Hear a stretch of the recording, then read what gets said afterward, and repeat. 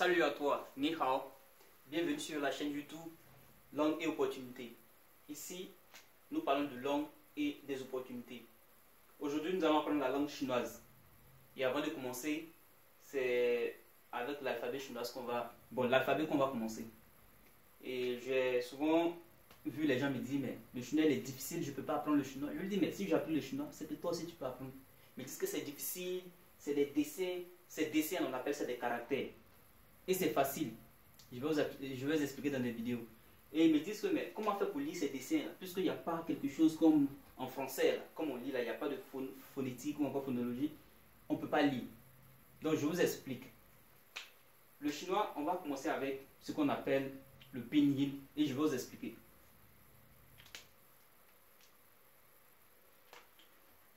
Ce qu'on appelle en chinois pinyin, on va appeler ça en français phonétique. On va appeler ça en français phonétique. C'est la phonétique. La phonétique, d'accord? Et je vous prends un exemple. Je vous écris un mot.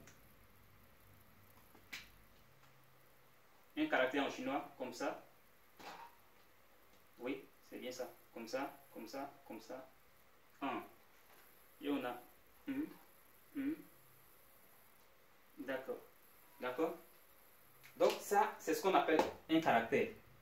En chinois, on va dire, le caractère se dit en chinois hanzi. Hanzi. Hanzi. Hanzi. Le caractère en chinois se lit hanzi. Maintenant, la phonétique se lit pinyin. Donc en chinois, on a le pinyin et on a le hanzi. D'accord? Ici, c'est le pinyin qui va nous permettre de lire ce hanzi là. C'est-à-dire la phonétique là. C'est ce qui va nous permettre de pouvoir lire ce caractère. Donc ici, on aura le mot là, c'est chong. Et on a guo. Guo. Ici, chong guo. C'est ce qui nous permet de pouvoir lire ce caractère qui est en haut ici. Donc c'est ça qu'on appelle le pinyin, c'est-à-dire la phonétique. Et ici, c'est le caractère. Donc, quand vous apprenez la langue chinoise, vous aurez affaire à ça. Jusqu'à un certain niveau où on va vous dire, mais où on va vous dire que maintenant vous connaissez, vous êtes, comment on appelle ça? Vous êtes grand dans la chose, donc du coup, vous accédez directement au caractère. C'est-à-dire vous n'allez plus écrire ça. Parce qu'on estime que ça, c'est pour les débutants. D'accord? Mais on va arriver. On va y arriver. Donc, en chinois, on a le pinyin, on a le pinyin qui veut dire phonétique, on a le caractère qui veut dire hanzi. Donc j'ai pris un exemple ici. On a le caractère qui est là, on a le pinyin qui est là. Et ensuite, en ce qui concerne l'alphabet, il faut dire que c'est les mêmes lettres là que nous utilisons. Seulement que en chinois, c'est subdivisé en fait en plusieurs catégories. En chinois, on va dire qu'il y a ce qu'on appelle les initiales. Initiales. Les initiales. D'accord? Initial en anglais.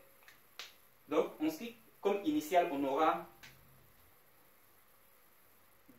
comme on a initial, initial veut dire ce qui, c'est-à-dire initial, on a début, ce qui commence un mot. D'accord? Initial, on a ici dio. On a quoi encore? On a cho. On a cho. Dio, cho, cho. Dio, cho, cho. Je vais vous prendre le cas du mot qu'on a vu tout à l'heure là. Zhongguo. Zhongguo. Zhongguo. Et je vous explique d'ailleurs ce mot, ici, zhong, et puis le guo. Qu'est-ce que ça veut dire en chinois? Ici, en chinois, le zhong veut dire milieu. Milieu. Parce que vous voyez un carré qui est divisé en deux, c'est-à-dire le milieu. Maintenant, le guo qui est ici veut dire pays ou encore empire. Empire, ça veut dire pays ou empire. Si vous vous rappelez bien, vous saurez que une autre appellation de la Chine, c'est l'empire du milieu. L'empire du milieu, c'est-à-dire eux, ils se disent que eux, ils sont l'empire du milieu, c'est-à-dire ils sont au centre du monde. Donc ici, on peut avoir le monde là et c'est divisé. Donc eux, ils sont ici. On a le bois, n'est-ce pas? Maintenant, ce que je voulais faire ressortir avec le chong ici, c'est que dans chong, voici notre initiale ici. Ça commence, l'initiale commence le mot, d'accord? Donc en chinois, on a les initiales. On a jo, cho, cho. Donc en chinois, vous aurez des trucs comme ça. vous aurez des trucs souvent comme ça. Chung, vous aurez des trucs comme ça là. Chong, vous aurez des trucs comme ça là. Xing, des trucs comme ça. Xing, chang, des trucs comme ça. Chong, chang, ching, des trucs comme ça. Mais au début, ici, le début c'est les initiales. Donc en chinois, on a les initiales qui ne se prononcent pas de la même manière qu'en français ou en anglais. Ici c'est je, je. Ensuite, on aura ce qu'on appelle les labiales. Les labiales, j'écris où ça? Labiales. Oh, excusez pour la qualité du bic. Hein.